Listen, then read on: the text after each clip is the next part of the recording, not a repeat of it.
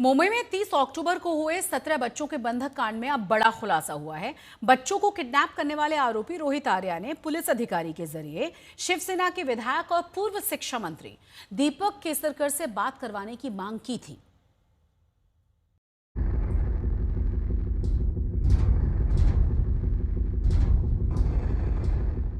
30 अक्टूबर को रोहित आर्या नाम के एक सिरफिरे ने पवई के एक स्टूडियो में 17 बच्चों को बंधक बना लिया था, जिसके बाद मुंबई पुलिस की क्विक रिस्पांस टीम के 8 कमांडोज ने रेस्क्यू ऑपरेशन चलाकर सभी बच्चों को सुरक्षित बचा लिया था। इसी दौरान रेस्क्यू ऑपरेशन को लीड करने वाले कमांडो ने आरोपी रोहित आर्या को गोली मार दी थी, जिससे उसकी मौत हो गई थी। लेकिन अब इस मामले में नया खुलासा हुआ है कि रोहित आर्या ने जब बच्चों को बंधक बनाया था, तब उसने पुलिस से पूर्व शिक्षा मंत्री दीपक केसरकर से बात करने की मांग रखते हुए कहा था कि उसके 2 करोड़ रुपए का पेमेंट सरकार ने नहीं किया है।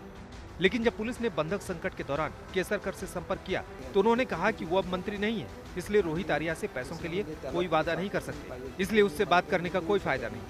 देखिए, एनकाउंटर होगा ऐसे कुछ किसी को भी लगेगा नहीं, क्योंकि मेन प्रॉब्लम था वो बच्चों को हॉस्टेज लिया था और उसके बाद में उनको एक ठोस आश्वासन चाहिए था, जो आश्वासन मैं नहीं दे सकता क्योंकि मैं मिनिस्टर नहीं हूँ। मैंने पुलिस को सजेस्ट किया था कि वो मिनिस्टर साहब से कांटेक्ट करे या किसी अथॉरिटी को कांटेक्ट करे जो उनको ठोस आश्वासन दे सकता है उनके बिल के बारे में। अगर वो उनका कांटेक्ट नहीं हो सकता था तो मुझे फिर से कांटेक्ट कर सकते थे। मैंने जब ऐसे बोला तो उन्होंने हाँ बोला कि हम लोग कांटेक्ट करेंगे। यही बातचीत हुई कि आपसे आप बात कीजिए तो हमें थोड़ी फुर्सत मिलेगी उसको टैकल करने में। इसके अलावा मुझे कुछ नहीं बोला गया था। बात करने के पोजीशन में नहीं थे क्योंकि मुझे तुरंत उन्होंने बात नहीं करवाई।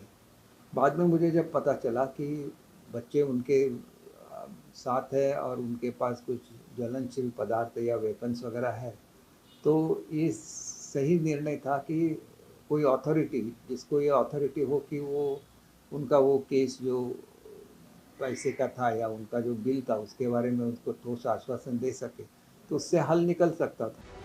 अब इस केस की जांच कर रही मुंबई पुलिस की क्राइम ब्रांच की टीम पूर्व शिक्षा मंत्री और शिवसेना विधायक दीपक केसरकर का बयान दर्ज करेगी। बच्चों को किडनैप करने के बाद रोहित आर्या पूर्व मंत्री दीपक केसरकर से बात करना चाहता था, वो आश्वासन चाहता था जो कि दीपक केसरकर नहीं दे सकते थे क्योंकि अब वो सरकार में मंत्री नहीं है। इस पूरे मामले में दीपक केसरकर का Mumbai crime branch statement record करेगी। केसरकर ने कहा है कि उन्होंने पहले भी रोहित आर्या को समझाया था, उन्हें पता नहीं था कि उसका एनकाउंटर हो जाएगा, लेकिन जब उन्हें ये पता चला कि रोहित आर्या एक आश्वासन चाहता है सरकार की तरफ से, ठोस आश्वासन जो कि उस खाते का मंत्री ही दे सकता है जो दीपक केसरकर नहीं है, इसीलिए उन्होंने उस आरोपी से बात नहीं की और यही बात वो आने वाले समय में क्राइम ब्रांच के सामने भी रखेंगे। दीपक केसरकर ने सफाई देते हुए कहा है कि किसी को नहीं पता कि एनकाउंटर में रोहित आर्या मारा जाएगा, लेकिन बच्चों की जान बचाना पुलिस की प्राथमिकता थी। केसरकर कह रहे हैं कि वो मुंबई पुलिस की जांच में पूरा सहयोग करेंगे, लेकिन उन्होंने ये भी कहा कि अगर पुलिस एनकाउंटर से पहले उन्हें दोबारा फोन करती तो उन्हें आरोपी रोहित आर्या से बात करने से कोई परहेज भी नहीं था। ये तो ऐसा है कि आप किसी के बारे में अगर सिंपैथी रखते हैं और वो किसी कारणवश उसको डिफ़िकल्टी आ जाती है तो इस सिंपैथी की वजह से दिया था, इसका दूसरा कोई भी मतलब नहीं है।